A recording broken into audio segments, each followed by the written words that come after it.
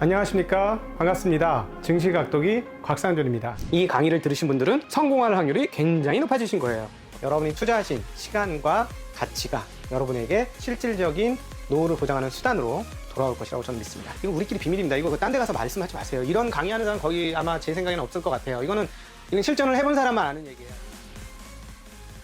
이번에는 이제 최근 이제 개인들의 흐름이 보니까 한국 시장에 조금 질린 듯한 느낌을 굉장히 많이 받아요. 저는 이제 유튜브를 하는 사람이다 보니 댓글을 조금 확인을 하는데 여기저기 확인을 해보면 굉장히 한국 시장에 대해서 신문을 내고 있는 것 같고, 그러다 보니까 젊은 분들은 훨씬 더 화끈한 시장인, 사실은 코인은 6만 5천을 찍으면서 뭐 단타 매매만 하지 않았다면, 스캘핑만 하지 않았으면 웬만하면 모두를 행복하게 해주는 상황으로 갔고, 그다음 주식시장은, 그러니까 미국 주식시장 같은 경우는 유명한 기업만 샀으면 모두를 행복하게 해줬고, 이런 상황으로 넘어갔는데 조금 한번 고민과 점검을 해봐야 될 것 같습니다. 그러니까 저희 이제 투자하는 사람들 입장에서는 항상 열광하고 영원히 성장할 것 같은 나무라는 느낌을 받기 시작하면 그건 굉장한 위험 사인이 아니냐, 이런 생각이 드는데, 앞서 그 일부에서도 말씀을 하셨습니다만 미국이 지금 지난 12년간의 작년에 잠깐 코로나 때문에 조정 빼고는 오히려 이제 코로나가 어찌되었건 조정을 빌미를 주는 바람에 오히려 더 세게 올라가는. 네, 조정도 뭐 한 달 받았어요. 네, 한 달 받고 다 바로 올라갔죠. 그런데 과연 이 흐름들이 계속 지속이 될까? 그러니까 저는 그 과거 공부를 해보니까 29년 대공황 전에도 세상 유럽의 모든 돈들이 미국으로 빨리 들어가는 그런 흐름들 우리 그 확인할 수가 있었는데, 이번에도 지금 모든 돈들이 미국으로 빨리 들어가고 있는데 과연 연착륙 잘 할 수 있을까 하는 좀 걱정이 많습니다. 근데 뭐 미국 시장은 저는 뭐 장기적으로 보면 미국 주식이 성과가 좋고, 특히 좋죠. 선진국 시장 내에서는 미국 주식이 굉장히 지배적 주식인 것 같아요. 어떤 의미냐면, 이건 뭐 또 개별 종목은 다 스토리가 다르니까 시장 대표 지수로 보면 미국이 안 올라가는데 유럽이나 일본이 올라간 사례가 최근 30년 없고요. 올라갈 때 미국이 더 많이 올라가지고 떨어질 때는 또 상대적으로 성과가 또 좋아요. 그렇기 때문에 우리가 뭐 해외 자산으로 자산을 배분하는 건 굉장히 좀 좋은 선택이고요. 또 뭐 한국 시장이 어쨌든 뭐 전 세계 증시 시가총액 2%밖에 안 되니까 나름 다변하는 건 이제 좋은 정책, 좋은 선택인 건 맞는 것 같고, 다만 이제 늘 사이클이 있으니까 좀 미국 주식 뭐 잘 모르면 기본적으로 뭐 미국 ETF 사고 이런 거 좋다고 보는데, 인기는 돌고 도는 거예요. 물론 그 끝이 어딜 거다, 이건 저는 잘 모르겠습니다. 미국 시장이, 미국도 금리가 중요할 것 같긴 한데, 근데 우리가 조금 시계초를 돌려놓고 보면 2000년부터 2010년까지 미국은 장기 박스권이었어요. 코스피는 500에서 2000까지 상승했죠. 4배가 올랐어요. 그러니까 인기는 돌고 도는 것 같아요. 그래서 이제 저는 주식 시장에서 비교적 법칙에 가까운 거는 일종의 수익률의 평균 회귀인 것 같아요. 지나고 나면 많이 오른 게 가라앉고 못 오른 게 올라가고 이런 모습들이 나타나는데, 그 변곡점을 알 수는 없는데, 저는 뭐 투자를 보면 그런 것 같아요. 결국 자기한테 맞는 걸 찾아야 되는데, 저는 뭐 무조건 장기 투자가 좋다라고 생각하는 쪽은 아닙니다. 기다리는 것보다 바로 올라가면 좋죠. 다만 그렇죠. 이제 우리가 그걸 잘 모르니까 안 되는 주식을 사서 기다리는 것도 투자거든요. 저는 지금 시장을 보면 싸 보이는 종목들이 굉장히 많아요. 한국 시장. 한국 시장. 한국 시장 종목이 굉장히 많고 싼 주식입니다. 싸 보이는 게 아니고 쌉니다. 또 한국에서도 굉장히 좀 이제 뭐랄까요, 변동성이 컸던 주식들은 사람들이 이제 한국 주식을 하는 게 아니고 이제 그런 투자는 코인 시장으로 갔나?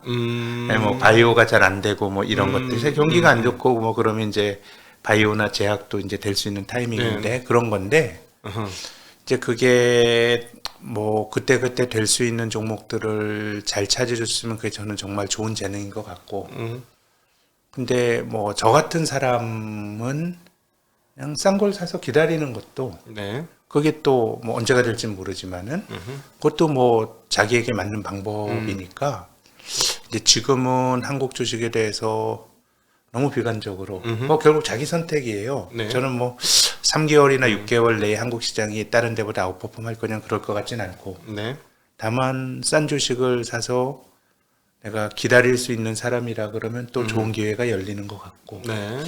예. 근데 이제 그 잘 움직이는 인기주를 쫓아다니는 거는 약간의 무빙 타깃이 될 수도 있다는 것도 이제 생각을 해야죠. 예. 미국이 이제 장기적으로 이 말씀을 한번 정리를 해보면 장기적으로 항상 좋았다.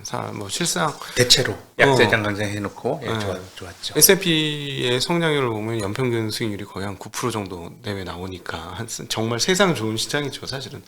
크게 떨어졌을 때만 사면 이보다 더 좋은 시장 인덱스만 사도 떨어졌을 때만 사면 너무너무 행복한 시장이 이제 미국 시장인데 뭐 세상이라는 게 돌고 도니 최근에 가격이 오른 거는 사실이니 그럼에도 불구하고 초장기적으로 봤을 때 미국 시장이 나쁘지 않을 거지만 싼 주식을 오래 들고 가는 것, 그런데 여기서 지금 보면 싼 주식은 한국에 지금 많이 포진되어 있어서 그런 거를 이제 들고 가는 것도 나쁜 방법은 아니다. 네, 자기 선택인 것 같아요. 자기 선택인 것 같아요.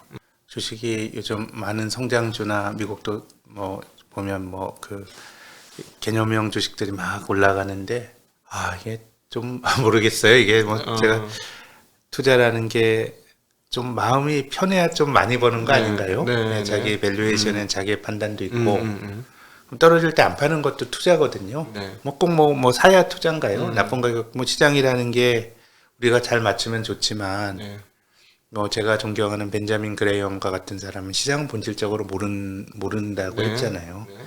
조울증 환자 미스터 마켓이니 그러니까 지금 시장이 울증일 수도 있는 거고 또 그러면서 투자의 기회가 생기는 거거든요. 그래서 네. 지금은 조금은 저는 암호화폐도 마찬가지인데 실체가 없다고 말씀드리고 싶죠. 왜 실체가 없어요? 실체가 있는데 이 실체의 밸류에이션이라고 하는 것들이 요즘 개념형 성장은 많이 스토리는 있는데 밸류에이션이 본질적으로 힘들어요. 네. 예, 힘들고 또 세상의 변화가 그렇게 가는 것도 저는 맞는 것 같은데 세상이 우리가 생각하는 쪽으로 바뀌더라도 지금 우리가 보고 있는 인기 주식들이 그 세상의 최종 위너가 될 거냐 이건 또 다른 차원의 문제입니다. 네. 제가 증권회사 들어와서 거의 신입사원에 가까울 때 닷컴 버블을 경험했는데 네. 그때 주식이 많이 올라도 사람 그 주식을 샀고 많이 올라갔는데 사람들이 닷컴 주식들을 사면서 가졌던 기대는 우리가 시간이 지나면 이제 손편지도 안 쓰고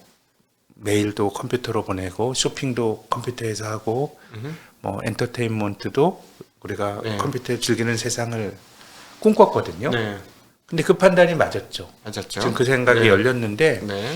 그때 닷컴 시대를 주도했던 종목 중에 망한 게 태반이고요. 그렇죠. 2000년 3월 코스닥 정점에서 시가총액 15개 중에서 지금도 시장에 주역인 건 하나도 없고 네. 8개는 망했어요. 네. 오히려 지금의 인터넷 생태계는 한국은 네이버가 큰 헤게문을 쥐고 있는데 네이버는 그 당시에 상장도 안 됐어요. 네. 네.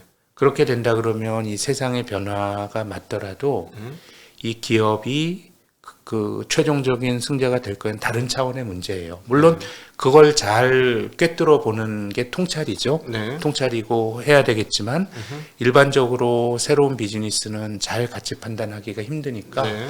저는 두 가지 오류를 좀 이제 편향을 경계해야 된다고 보는데 저 같은 성향을 가진 사람이 네. 내가 잘 몰라. 또 밸류에이션을 못 하겠어. 네. 내가 모르고 내가 밸류에이션을 못 한다 그래서 그 실체가 없는 건 아니에요. 그렇죠. 내가 모르는 걸 무시하는 것도 나쁜 거고요. 네.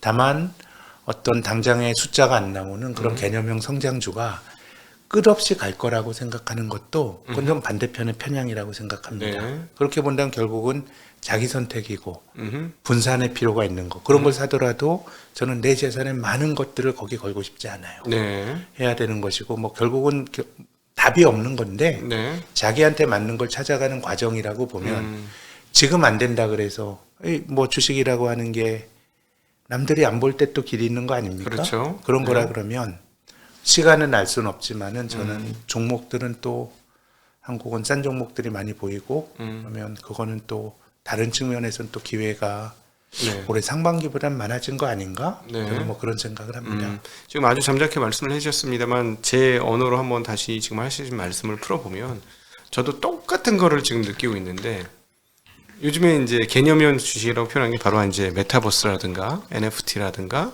뭐 전기차까지는 아니겠죠. 전기차는 이제 실제로 확산이 되고 있는 거니까.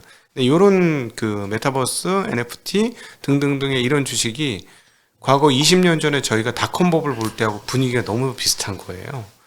그러다 보니까 저희의 과거 20년 전의 경험이 꼭 맞지는 않겠지만 그 경험을 보면 살아남은 기업보다 살아남지 않은 기업이 훨씬 많았다. 살아남은 기업이 훨씬 더 적었다. 라는 게 저희들의 과거의 경험이었다라는 것이죠. 그래서 메타버스 NFT 중에서 사실은 컨텐츠를 만들고 하는 실체들이 분명히 다 있는 회사라서 그 실체가 없어지지 않겠고 유지가 되겠습니다만 그 중에서 지금 얘기하고 있는 메타버스와 NFT에서 실질적인 성과를 거두는 회사들이 정말 많을 것인지, 그리고 또 지금 있는 그 회사들이 그 회사가 될 것인지는 우리가 잘 모르겠다.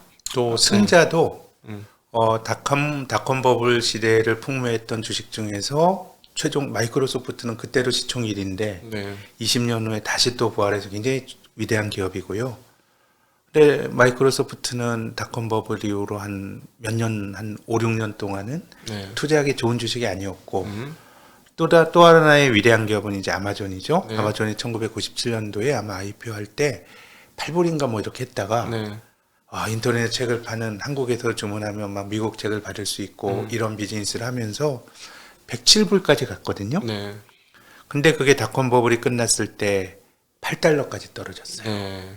그게 다시 또 뭐 3,000불 넘어갔으니까 네. 그러니까 결국은 이 기업이 잘 안 될 수도 있지만 최종적으로 위너가 된 기업도 네. 이런 주식은 굉장히 주식의 플럭추에이션이 개념형 그렇죠. 성장주의 내재가 된 특징이기 때문에 그렇죠.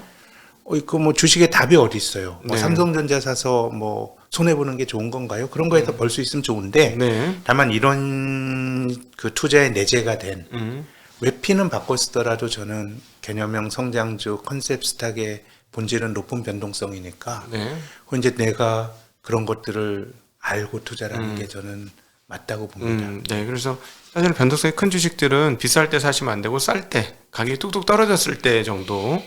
근데 손이 안 나가죠. 그렇죠. 올라가면 좋아 보여요. 그리고 기본적으로 올라가는 시세에 그 주식을 사는 사람들이 아무리 그 산업의 성장성에 주목을 하더라도 바닥에서 3배 올랐는데 또 배를 노리고 하는 건 아니고요. 네. 내 주식이 너무너무 답답해. 네. 그럼 이렇게 날아가는 주식에서 내가 15%, 20%만 벌면 네. 어디야? 라는 게 하면서 결국은 어떤 그런 심리가 만들어지면서 버블이 생기고 하는 게 그 속성인 것 같아요. 네. 네. 그러니까 그런 주식은 떨어질 때가 사기가 매우 힘든 종류의 주식인 것 같아요. 그렇죠. 그래서 심리적으로 굉장히 난감해지니까 그렇긴 하죠. 미국 기업들 중에 이제 빅테크 기업들은 조금 과거보단 비싸졌어요. 그러니까 소위 말해서 이제 PER 배수가 이제 30 내외까지 올라오긴 해서 좀 비싸지긴 했는데 좀 놀랍게도 2021년 이들이 보여준 그 역량이라 그럴까, 체력이라 그럴까, 매출 증가와 이익 증가 폭을 보면 정말 네. 과거에 못 보던 일 아닙니까? 위대한 기업이 된 것 같아요. 지금 뭐 미국의 그 나스닥에는 시가총액 상위 종목들은 우리가 닷컴 버블을 얘기했지만 네. 닷컴 버블과 비교하는 거는 온당치 않은 것 같아요. 네. 그때는 시장 전체가 개념형 성장주가 그냥 닷컴 버블의 핵심이었다고 핵심 논리라고 보면 지금 뭐 비즈니스 모델이 완벽한 정도가 아니고 너무너무 이제 이들이 공룡이 돼서 이 반독점에 대한 그런 논란이 벌어질 정도로 이제 공룡이 된 것 같아요. 네. 근데 지금은 최근에 유럽 의회에서 M&A 같은 것들을 인위적으로 막는 이게 빅테크 규제 법안들인데요. 좀 아마존이 물론 이제 많이 오르고 주가가 횡보한다는 건 또 주가의 모습이 굉장히 건강하다는 모습이긴 한데 이제 그런 것들은 조금 이제 규제 리스크들 이런 것들이 오히려 주된 이슈인 것 같고 네. 비즈니스 모델은 뭐 이제 타인이 침범하기 어려운 정도까지 커진 것 같고 그건 이제 경제 외적인 규제가 그들 종목 투자에 좀 중요한 변수인 것 같습니다. 과거마다 한 시대를 이끌었던 스타 기업들이 있었죠. 예전에는 뭐 IBM, 제록스 이런 회사들이 있었고 또 그 이전으로 가면은 뭐 철도 회사가 있었고 또 그때 그 전으로 가면 또 석유 회사들이 있었고 이랬는데 하기야 그때도 뭐 그 국가 부를 록펠러하고 밴더빌트나 이런 쪽이 거의 다 국가 부를 다 갖고 갔으니까 정말 얼마나 대단했겠습니까만은 지금 이건 로컬 국가적 영역이 아니라 글로벌에 예, 글로벌하게 글로벌의 시장 패권을 갖고 하니까 진짜 인류 역사상 이런 적이 과연 있었을까 싶을 정도예요. 네. 예, 그러니까 그 부분에 대해서는 인정을 해야 되는 상황인 건데 이쪽에 이제 말씀하신 거는 그 리스크는 너무나 모두가 다 대단하다는 건 아는데 바로 그 대단함이 아킬레스 건이 되어서 규제가 들어올 수 있다. 이미 뭐 그런 것도 이제 논의가 되는 것 같고, 근데 이제 미국에서는 이미 그 트럼프 행정부 때부터 구글과 페이스북은 이제 그 반독점 혐의로 기소가 됐는데 네. 쉽지는 않은 것 같아요. 네. 그들을 뭐 이렇게 독점에 이런 거. 네. 근데 뭐 우리나라 같은 경우 뭐 인액 결제나 그래서 뭐 그런 시도들이 이제 많이 나오는 것 같고, 네. 그래서 그런 종목들은 제 생각에는 어쨌든 밸류에이션이 비싸니까 금리, 네. 규제 뭐 이런 것들이 만약에 이제 지금 시장을 주도했던 미국의 빅테크 기업들이 꺾인다 그러면 네. 트리거는 그게 아닐까 싶어요. 네. 예. 뭐 어닝이나 이런 건 아닐 거예요. 아, 오히려 뭐 비싸더라도 사람들이 뭐 그 비싼 프리미엄을 그런 식의 뭐 게 아니라 그러면 상당히 인정할 가능성이 그렇지. 높은 것 같아요. 매출 더 이상 클 수 없, 이 정도면 더 이상 잘할 수 없는 나무인데 마치 미국 서해안의 뭐 자이언트 트리처럼 한 65m 자라서 이제 더 이상 안 자랄 것 같은데 거기서 추가로 매출이 증가하고 또 영업이익률이 상당히 높게 형성되니까 사실은 뭐 논의의 여지를 다룰 수가 없는데 지금 하신 말씀은 정상적인 영업 활동에서 문제가 될 건 없다, 주가에 있어서. 그러나 다른 쪽에서 다른 외적인 상황에 있어서 이것 자체가 거의 경제 아닙니까? 이 기업들 자체가 하나의 경제죠. 네. 국가의 의제를 기업이 하잖아요. 네. 뭐 자율주행차 이런 데이터를 가지고 하면은 교통 시스템도 바꿔야 되고, 뭐 우주 탐사 같은 그렇죠. 것들 아마존이나 이렇게 하는 게 매우 상징적이에요. 네. 그건 이제 국가의 의제를 기업이 하는 거예요. 그렇죠. 과거엔 상상할 수 없었던 네, 일이죠. 또 구글이 전 세계에 있는 문헌 자료를 자기들이 텍스트를 정보 DB화 한다라든가 뭐 이런 것들이 개별 기업의 의제는 아니기 때문에 네. 이들 기업은 거의 뭐 좋은 기업에서 위대한 기업의 반열에 오른 것 같고요. 네. 그래서 제가 반독점과 관련해서는 한 가지 첨언을 드리면, 전통적으로 록펠러 말씀하셨습니다마는 스탠다드 오일이 20세기 초에 분할이 될 때는 네. 전통적인 반독점의 논리는 가격을 지배할 수 있는 프라이스 테이커가 아니라 가격을 조정할 프라이스 메이커가 생기면 네. 궁극적으로는 가격을 올려서 소비자들의 후생을 네. 침해한다라고 하는 게 전통적인 반독점의 논리인데, 그런 논리로 보면 지금의 빅테크 기업들을 거꾸로 가죠. 거꾸로 갈 수는 없어요. 소비자가 네. 불편하지 않아요. 그래 소유자 효용이 더 높아지고 있으니까 네, 그다음에 싸게 팔죠. 더 네. 싸게 팔게 되니까 거꾸로 그래서 가는 이제 거죠. 지금은 반독점에 대한 논의가 그런 포인트라기보다는 뭔가 경쟁을 억제하는, 그러니까 그 금주의 유럽의회에서 논의가 됐던 것도 일정 기간 M&A를 금하는 것도 그냥 경쟁자를 다 사버리는 거예요. 그렇죠. 인스타그램도 그렇고 네. 웬만한 회사도 그냥 다 페이스북이 그렇잖아요. 유튜브도 그렇고 네. 이런 걸 그냥 경쟁하다 그러면 자기가 그냥 다 먹어버리고 충분한 돈을 주고. 네. 네. 근데 그런 사례들이 있는 것이, 미국의 대규모 기업이 마지막으로 분할이 됐던 게 AT&T가 분할이 된 건데요. 네. AT&T는 미국의 공룡이었어요. 공룡 네. 통신 사업자인데, 저는 80년대 초에 AT&T가 분할이 되고 나서 그 부각이 됐던 게 MTV가 떴어요. 네. 또 CNN이 뜨고 네. ESPN이 떴어요. 네. 그 통신망을 가진 사람이 그렇게 아주 배타적인 걸 했다 그러면 좀 미국의 그 컨텐츠 산업이 못 컸으리라고 생각이 되고요. 네. 또 IBM 같은 경우도 반독점으로 걸리진 않았지만 네. 지금의 빅테크 기업들이 규제를 받는 것처럼 70년대 내내 미국의 FTC라고 하는 우리나라의 공정거래위원회 격의 네. 공격을 계속 받았어요. 네. 근데 IBM이 얼마나 공룡이었냐 하면 소프트웨어 산업이 살아남질 못했어요. 하드웨어가 소프트웨어를 다 잡으면서 그냥 하청으로 그냥 끼워 넣기만 하는 건데, 저는 IBM이 어떤 그런 공룡으로 커가는 걸 막았기 때문에 네. 마이크로소프트도 나오고 구글도 나왔다라고 생각하는 쪽입니다. 물론 네. 뭐 다른 해석도 나올 수 있는데, 네. 지금 이제 반독점으로 기업을 규제하는 게 참 쉽지도 않고, 네. 아주 똑똑한 사람을 다 가서 방언을 하면 쉽지는 않은데, 기본적으로 지금 이제 논의가 되는 논거는 그런 쪽에 맞춰져 있는 것 같아요. 그렇죠. 경쟁 자체를 원천적으로 봉쇄하는 게 장기적인 어떤 자본주의의 건강함을 위해서 좋은 거냐에 대해서는 네. 빅테크를 공격하는 논리는 그런 거인 것 같습니다. 네. 그래서 오히려 지금 말씀하신 거에 따르면 이제 규제나 또 외부 요인, 금리 이런 것들이 올라가게 되면 좀 영향을 받을 것이다. 근데 자, 그럼 미국의 금리, 인플레이션을 요즘 미국 인플레이션을 보면서 저는 어떤 생각을 하냐면 미국도 지금 모르고 있구나 제대로 현재 이 시스템을. 그리고 공급 체인망이 어떻게 돼 있었는지 다들 잘 몰랐고 너무 빡빡하게 있었구나. 그래서 이번에 이제 팬데믹이라는 사건이 터지면서 이 글로벌 공급망 체인이 이렇게까지 어그러질 수 있다라는 걸 모두 다 처음 체험하고 있는 그런 상황이라서, 그렇다면 그 연준 의장이 얘기하는 것처럼 일시적이라는 건 사실은 이미 끝났고 인플레이션이 앞으로도 계속 당분간 진행이 될 것 같은데, 떨어지더라도 과거보다 높은 수준. 근데 저가 생각했을 때 요즘 의혹하고 있는 것과 궁금해하는 부분은 뭐냐면 중국발 디플레가 끝난 거 아니냐. 그리고 그 사실은 같이 한 거죠. 중국발 디플레가 있었고 그다음에 기술혁신발, 그 빅테크 기업들의 기술혁신발 디플레 요인들이 있었는데, 기술혁신발 디플레 요인은 여전히 살아있는 거긴 하지만 중국발 일반 생산물의 디플레이션은 이제 전기 가격도 오른다 그러고, 그다음에 이제 뭐 주 5일제를 이제 기업들이 채택을 하면서, 중국의 기업들이 채택하기 시작하면서 임금도 이제 오르는 효과가 나니까, 과거 2000년부터 2020년 WTO 체제에 중국이 들어왔을 때 우리가 경험했던 그런 디플레 상황들이 끝나가고 있는 거 아닌가, 새로운 시대가 열리고 있는 거 아니에요, 새로운 인플레이션의 시대가 있는 거 아닌가 하는 그런 궁금증이 좀 있어요.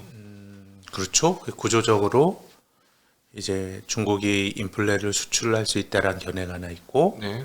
또 한 가지 구조적인 인플레를 말하는 요인 중에 하나는 이제 미중 무역 분쟁이죠. 밸류 그렇죠. 체인이 하면서 비싸게 해야 된다라는 네. 건데, 근데 사실 이제 중국의 어떤 생산 코스트가 높아지는 거 우리가 이미 봤거든요. 네. 한국에서 중국에서 사업하던 사람들이 베트남으로 가고 인도네시아로 간 게 네. 벌써 한 뭐 7, 8년 전의 일입니다. 네. 이제 물론 베트남과 인도네시아가 중국을 살짝 보완할 수 있어서 중국을 대신할 수는 없으니까 네. 그런 식의 인플레가 진행이 되는 거에 대해서는 저는 뭐 경계심을 갖는 거는 타당한 지적인 것 같고, 다만 이게 모든 게 코로나 이후에 벌어진 일이에요. 그러니까. 예, 뭐 그거 사실 그런 경향들은 2019년까지 있었는데, 지금 미국 연준이 이제는 인플레가 발등에 부리지만 이제 물가 상승률 2%를 맞추려고 뭐 이렇게 얘기했던 게 불과 1년 전의 일이에요. 네. 예, 그러니까 뭐 낮아서 높이려고 예, 했던 게. 그러니까 이게 어느 게 더 큰 힘이냐에 대해서는 저는 조금 더 고민이 필요한 것 같아요. 어느 게 네. 딱 답이 내려졌다라고 말하기는 힘든 것 같고, 네. 다만 저는 미중 무역 분쟁 이거는, 혹은 탄소 중립 네. 이런 것들은 사람들의 선택의 문제거든요. 네네. 10월 달에 이제 11월 달에 10월에 미국의 소비자 물가 지수 상승 6.2%가 발표가 됐을 때 물가는 매월 나오는 거잖아요. 그렇죠. 근데 그게 나오니까 바이든 대통령이 긴급 성명을 발표했잖아요. 인플레를 잡겠다. 인플레는 네. 기본적으로 생활비가 높아져서 이 국민들이, 인플레가 생기면은 정치는 재선하기 힘들죠. 네. 70년대 그 굉장히 높은 인플레 시대에 사실 트럼프도 한 번 하고 재선 못했지만 웬만하면 2차 대전 재선 안 된 대통령이 몇 없어요. 네. 70년대는 재선을 못했죠. 네. 포드도 그렇고 카터도 그렇고 음. 지금 바이든 지지율도 굉장히 낮거든요. 네. 근데 얼마 전에 이 트럼프 대통령이랑 시진핑 주석이랑 한번 연락을 했잖아요. 전략 비축률도 같이 풀자. 나 바이든하고. 네, 바이든과요. 시진핑. 예. 근데 저는 뭐 미중 무역 분쟁, 미중 간의 갈등이 굉장히 장기적으로 진행이 될 거라는 일반적인 생각이, 저도 그런 생각인데, 그게 비가역적으로 그런 식의 운동이 나타나더라도 갈등이 계속 강화가 되는 건 아니에요. 네. 특히 2019년이 그랬습니다. 2018년도에 미국 경제도 인플레 등의 어려움을 겪다 보니까 2019년은 미중 간의 갈등이 더 나빠지지 않았는데, 저는 내년도 그러지 않을까? 네. 이것이 뭐 본질적인 타협이나 이런 건 아니겠지만, 네. 지금 전략 비축률을 같이 푸는 거에 대해서 어쨌든 합의를 했잖아요. 효과가 있나 없냐. 네네. 그렇게 본다 그러면 뭔가 지금의 인플레가 계속 강화가 될 거냐? 여기에 대해서는 저는 조금 조심스러워요. 네. 근데 이제 다만 내년 초까지 조금 이제 걱정이 되는 거는, 중앙은행가들의 언사는 되게 거칠어질 수가 있어요. 네. 왜냐하면 어쨌든 파월 의장이 인플레이션 일시적인 말이야, 일시적인 현상이야라고 했지만 그 권위가 이제는 좀 힘을 잃었고, 훼손되니까. 그리고 점도표 같은 것도 시장에 사이클을 주는 그 신호를 주는 거거든요. 네. 우리가 빨리 금리 올릴 수 있어. 이런 네. 것들이 다 인플레 기대 심리를 억제하기 위해서 하는 겁니다. 그러니까 실제로 행동은 안 하더라도 지금 연준 인사들 여러 명이서 야 테이퍼링 빨리 해야 돼. 그래서 공간을 마련해야 돼. 하는 그런 이야기들이 말번지로 네. 먼저 시장에 해야 되고, 그 기대 심리를 죽이는 것이다. 그게 만약에 안 된다 그러면은 금리라도 조기 인상을 해야죠. 네. 그 인플레 기대면 걷잡을 수 없이 가는. 근데 저는 미국이 금리 조기 인상하는 거는 이렇게 비유하고 싶어요. 칼을 뽑아서 말도 안 되니까 내 허벅지를 찔러서 피를 보여주는 거예요. 야, 내가 이럴 수 있어라는 보여주는 건데 이 그런 거라 그러면 저는 테이퍼링 같은 거는 11월, 12월에 스케줄만 나왔고 내년부터는 가변적이잖아요. 네네. 그 속도로 하면 6월인데 예를 들면 그거를 빨리 하겠다. 우리가 3월과 4월에 끝낼 수도 있어라고 하는 게 저는 지금은 맞는 커뮤니케이션인 것 같아요. 네네. 그렇게 된다면 그런 과정에서 또 인플레이션이나 디플레이션 기본적으로 매우 동적인 과정이에요. 네. 고정된 길로 답이 있는 게 아니에요. 사람들이 어떤 기대 심리를 갖게 되면 운동이 더 강화가 될 수 있어서 그렇죠. 그래서 조기에 금리를 저는 미국이 네. 올릴 수도 있다고 봐요. 궁극적으로는 미국의 금리를 많이 못 올릴 거다라고 하는 게 제 생각인데 네. 그런 과정들 속에서 많이 오른 주가들이 유탄을 맞을 수 있기 때문에 음흠. 그런 것들은 제 생각에는 내년도 앞쪽까지에 있는 어. 리스크가 될 수도 있다고. 그러니까 내년 이렇게 되면 지금 시장에서 예상하고 있는 것처럼 6월 달에 금리를 올릴 수 있는 상황. 아주 지금은 저는 네. 그냥 제가 채권 전문가는 아닙니다만은 그래도 내년도에는 미국이 금리를 안 올리고 갈 수도 있다고 생각하는데 네. 인플레에 대한 기대 심리가 안 잡히고 이런 거라 그러면 조기에라도 올릴 수도 있다고 봐요. 예. 한 번 정도, 두 번은 아니더라도 한 번 정도. 근데 이제 우리가 지금 이렇게 얘기하는 거는 먼 미래에 벌어질 선제적으로 말하는 거지만 한 번 올리게 되면 이제 금리 인상의 기대치가 한 번 올리고 끝나진 않을 것 같아요. 네. 않을 것 같기 때문에 그럼 또 그 기대 형성이 돼서 또 많이 오른 주식이 반응을 할 수가 있기 때문에 네.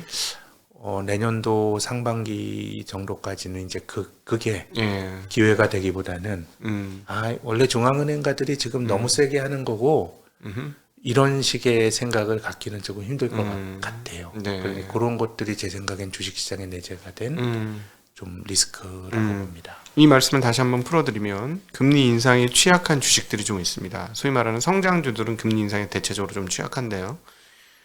말번지로만 하다가 실제로 한번 하게 될 수 있는 상황에 봉착하게 될 경우 성장주들의 타격이 조금 크게 나타날 수 있다라는 이야기로 저는 해석을 했습니다. 주식시장에 있는 사람들 입장으로.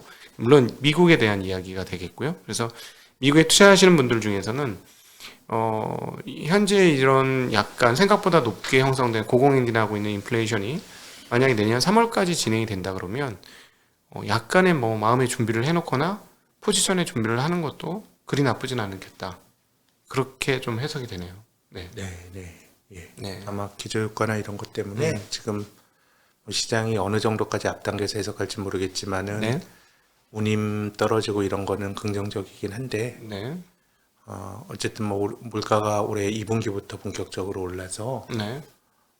지금 정도 레벨이라 그러면은 설사 지금 가격 지표들이 둔화가 된다고 하더라도 인플레이션에 대해서 안심할 정도까지 그런 정도까지 물가가 낮아지기는 좀 힘들 것 같습니다. 그러니까 약간 기조적으로 분명히 레벨업된 인플레이션은 볼 수밖에 없는 상황인 거다. 네, 특히 내년 앞쪽까지는요. 네.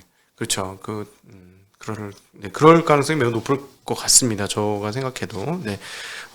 저희 오늘 아주 한국 시장의 밸류에이션에서부터 미국 시장의 밸류에이션, 그리고 금리의 움직임에 따라 한국의 부채 문제는 어떻게 될 건지, 그리고 또 금리가 올라갔을 때 미국의 주식 시장은 어떻게 바라봐야 되는지까지 한번 1부와 2부에 걸쳐서 이야기를 같이 해보았습니다. 아주 귀한 말씀해 주셔서 너무 감사하고, 특별히 우리 시청자분들에게 당부하고 싶으신 말씀이나 이런 것들 있으시면.